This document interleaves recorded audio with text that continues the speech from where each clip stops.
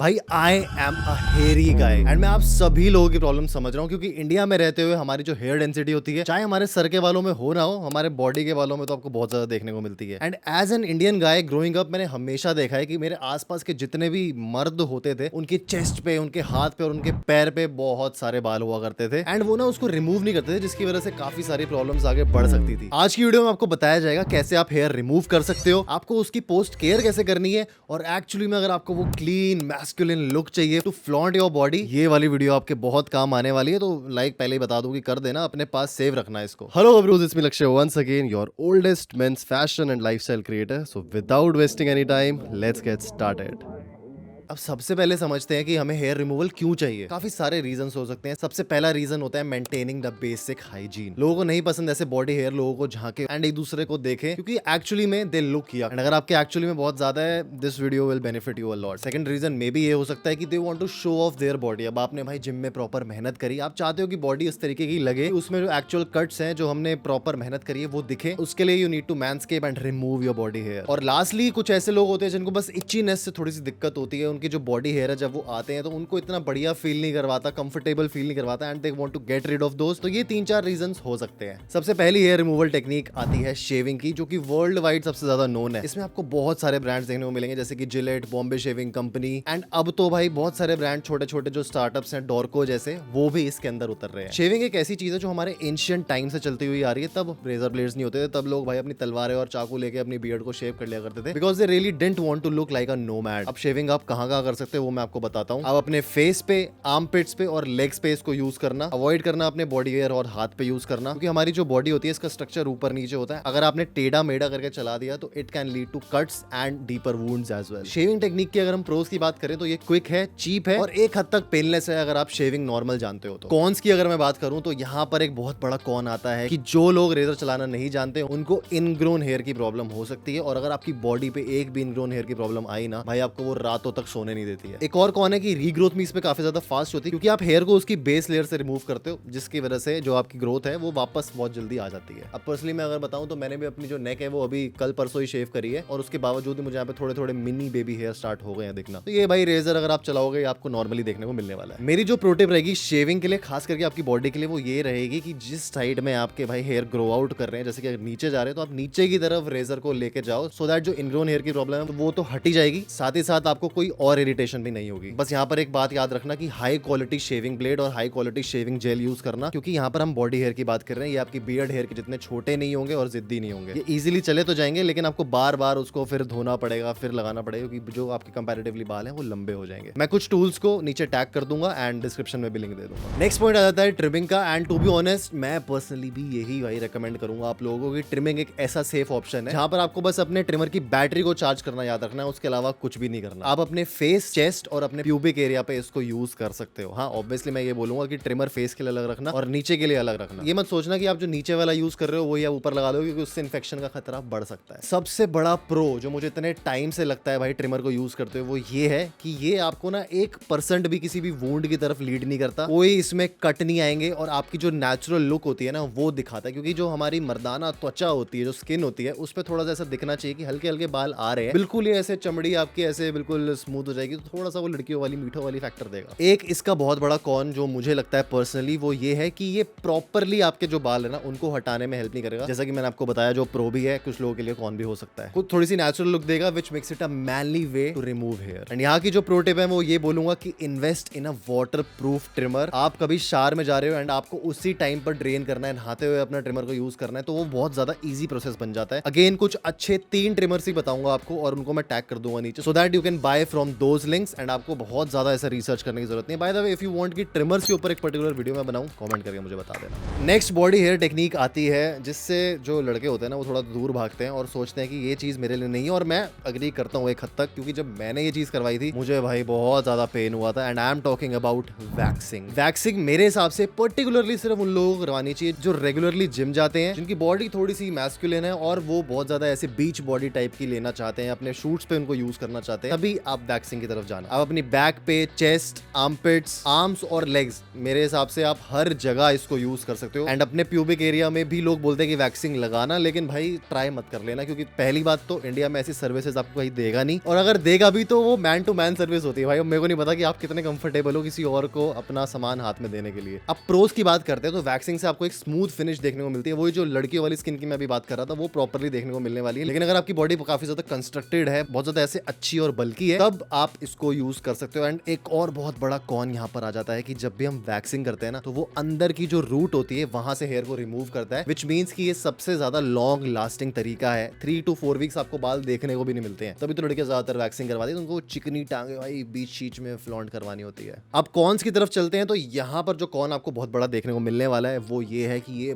बहुत ज्यादा पेनफुल है। पेनफुल मैं इसलिए बोल रहा हूँ क्योंकि मुझे याद है मैंने अपनी मम्मी को बोला था कि यार मेरे ना पैर में बहुत ज्यादा ऐसे जंगलियों की तरह बाल बढ़ रहे हैं, थोड़ा सा इसका कुछ करो, क्योंकि मुझे शूट्स पे जाना होता था उस टाइम पर भी। मैं आज से आई थिंक 5 से 6 साल पहले की बात कर रहा हूँ, और वो जो बाल होते थे ना वो कुछ ज्यादा ही थे, और मैंने ये गलती कर दी हाँ बोलकर। उसके बाद भाई आपको पता है कि इंडियन मॉम्स कैसी होती है, पकड़ पकड़ के ऐसे सीधा सीधा खींचा, और मेरी चीखें सुन के मेरे पड़ोसी तक मेरे घर पे आ गए थे कि हो क्या रहा है। पेन से तो आप यहाँ पे बच नहीं सकते हो। यहाँ पर एक ट्रिक आप अपना सकते हो कि ट्रिमर का 1 या 2 नंबर की सेटिंग लेकर अपने पहले आप प्रॉपर ट्रिम कर लो। बाल छोटे हो जाएंगे तो आपको कम पेन होगा। अगर आप बहुत लंबे बालों में इसको यूज करोगे तो भाई।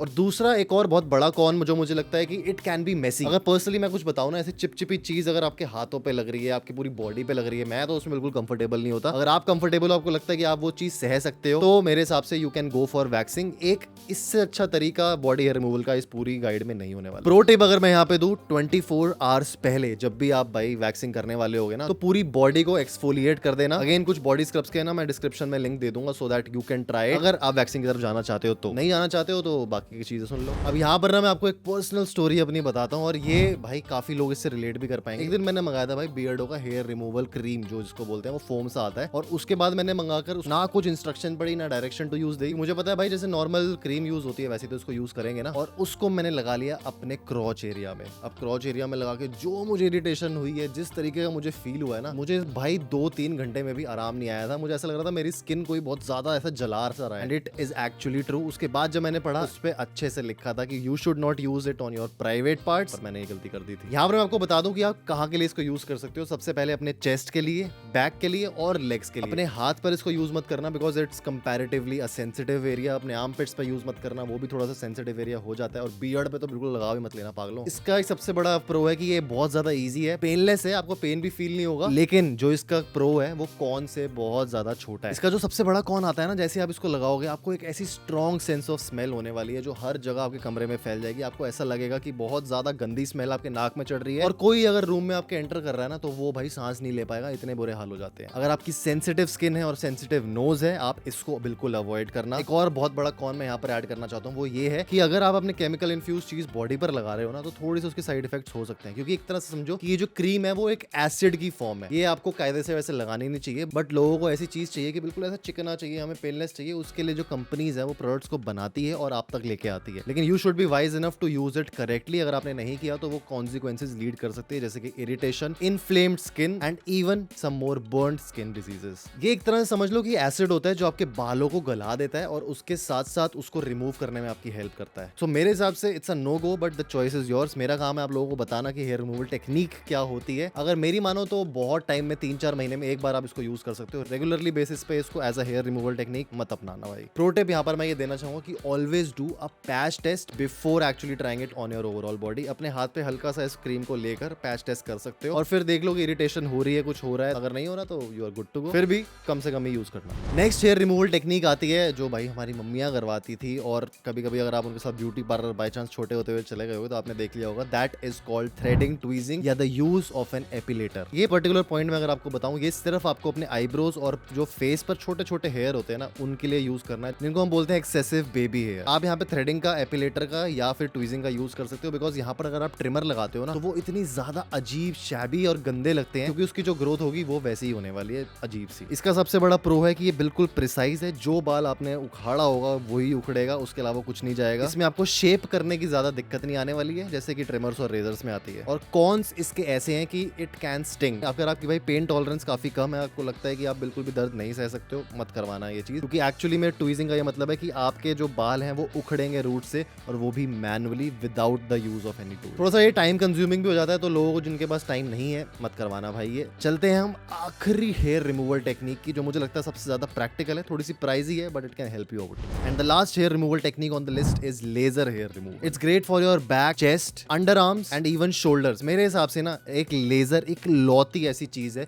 जिसको आप पूरी बॉडी में कहीं पर भी करवा सकते हो। ऑब्वियसली इसके भी प्रोज एंड कॉन्स जो मैं अभी इवेंचुअली डिस्कस करूंगा, लेकिन आपको ये समझना पड़ेगा कि अगर आपके पास पैसे नहीं है, ये वाला स्टेप आप स्किप करके सीधा आफ्टर केयर पे जा सकते हो। इसका सबसे बड़ा प्रो आपको देखने को मिलता है कि रिड्यूस्ड हेयर ग्रोथ आपको देखने को मिलेगी। ये एक ऐसा परमानेंट सॉल्यूशन है जो सबसे ज्यादा लॉन्गर ड्यूरेशन के लिए लास्ट करेगा। वैक्सिंग भी इसके आगे भाई बच्ची है। इसका एक और प्रो है कि जब आपके बाल रीग्रो होते हैं ना, आपको जो रीग्रोथ देखने को मिलती है वो काफी कम देखने को मिलती है as compare to your previous growth, क्योंकि लेजर हमेशा इस डायरेक्शन में काम करता है कि वो आपकी जो रूट्स है ना उनको डैमेज कर देता है, और जब आपकी रूट्स डैमेज हो जाएगी तो आपके बाल भाई ऑब्वियसली नहीं आने वाले उस एरिया में। अब इसका ये मतलब नहीं कि आप सर पे भाई करवाने लग जाओ कोई लेजर, क्योंकि देख लेना अगर आपने लेजर करवा दिया सारे बाल उड़ जाएंगे। इसका एक बहुत बड़ा कॉन ये जो कि मैंने आपको बताया, इट इज एक्सपेंसिव। अगर आपके पास पैसा नहीं है, आप इसको अफोर्ड नहीं कर सकते हो, then you can use the temporary method जो पूरी दुनिया करती है भाई। और एक और कॉन है कि ये एक सिटिंग में पूरा नहीं होता, आपको मल्टीपल सिटिंग्स लेनी पड़ती है, और कईयों की जो कॉस्ट होती है वो लाखों तक भी जा सकती है। सो माइंडफुल होकर ये चीज करना। अगर आपका इतना पैसा नहीं है, don't go for hair removal. Pro tip मेरे हिसाब से ये बेस्ट है जिनको परमानेंट हेयर रिमूवल चाहिए, जो ऐसे लोग हैं जो मॉडल्स हैं, जो शूट काफी ज्यादा करते हैं, या एक्टर्स हैं, या एक ऐसी इंडस्ट्री से बिलोंग करते हैं जो शोबिज इंडस्ट्री है, या फिर एक ऐसी इंडस्ट्री जहां पर आपको बहुत ज्यादा ऐसे एक्सपोज रहना पड़ता है अपने अपर बॉडी से, क्योंकि ये उन लोगों के लिए एक बहुत ही कामयाब चीज है। ये आपके लिए एक इन्वेस्टमेंट बन सकती है rather than being just a temporary hair removal solution. So yeah, if you can afford it, go for it. Maybe in future अगर मैं लेजर हेयर रिमूवल लेता हूँ, इस चैनल पर ही मैं वीडियो डालूंगा, तो सब्सक्राइब करना मत भूलिए। अब आ जाते हैं हम आफ्टर केयर पे। आपको क्या क्या चीजें ध्यान रखनी है जब भी आप हेयर रिमूवल करते हो, नो मैटर आप कौन सा स्टेप इसमें से यूज करने वाले हो, you have to always gently cleanse your overall body. आपको एक अच्छा बॉडी वॉश अपनी बॉडी पे यूज करना है, एंड अगर आप चाहते हो देखना कि कौन सा बॉडी वॉश हम यूज करें, ये वाली वीडियो ऊपर आ रही होगी, जस्ट वॉच इट एंड आपको बहुत सारी इंफॉर्मेशन वहां पे मिलने वाली है। सेकंड आफ्टर केयर टिप है कि आपको अपनी बॉडी को थोड़ा सा एक लाइट मॉइस्चराइजर या फिर एलोवेरा जेल फॉर एग्जांपल लेकर प्रॉपर्ली मॉइस्चराइज करना है, सो दैट जो बम्प्स आने भी वाले होंगे